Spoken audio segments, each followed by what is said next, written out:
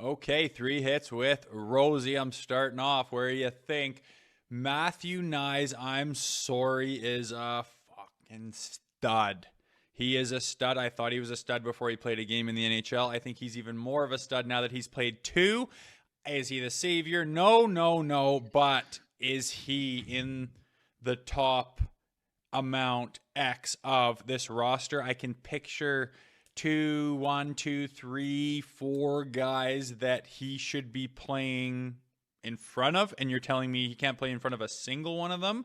He should be on this roster. He should be part of this club going into the playoffs because he has value. He can make an impact. He is a hell of a player. He makes the team better.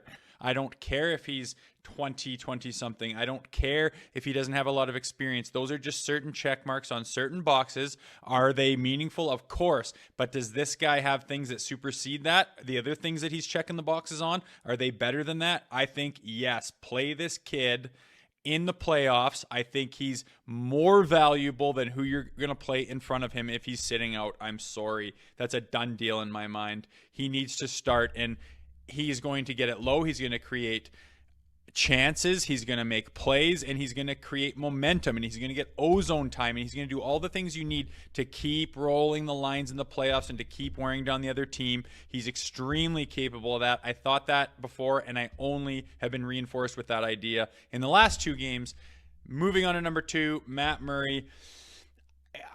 There's no point in talking about him anymore. He's not part of this playoff push. I don't think he's going to play in the playoffs. I don't think he's going to play this year, and I don't think he's going to play for the Maple Leafs again. And it sucks because when the good was good, but at the end of the day, our worst nightmare, which wasn't even that big of a deal, but just if he's constantly hurt, it's a problem. And he was this year. He wasn't reliable, and he didn't have any durability. And there's again boxes to check with the goalie, and he's got boxes that are very good. And it's the experience and the cups and the this and the that. But that only gets you so far. Those are only certain boxes. And when the other boxes that you can't check off are reliability and durability and these things, and you just can't even expect him to be part of your team for the majority of the season, I'm sorry. And especially when you got a guy like Samsonov stepping up this year, and when you've got a guy like Joseph Woll who's been in the works, been in the weeds, and has been stepping up, and now I believe he will go on a playoff run with Samsonov.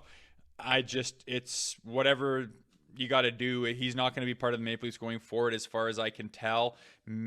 Prove me wrong and be there at training camp and be the stud and play a phenomenal season and blah, blah, blah. I just don't see it, and my fingers were crossed. I gave all the hope in the world, but I'm sorry. I think Matt Murray the ship has sailed, and it's too bad because I don't know, happened at the worst time, but like a guy kind of tipped you over, and you're just done for the season. It's just there's no reliability there, and that's important too. Number 3, how pumped is everyone for the playoffs, man? I'm giddy about it. I'm planning the nights. I want the schedule now so I can figure out what we're doing and what the story is. But I've never been so pumped to watch hockey in my life. I never have been, and it's weird because I've usually had a lot more at stake than I do on it right now. But being this invested, following Leafs Nation, and getting in 2 feet deep again is just too much of a blast, man, and I cannot and wait for next week.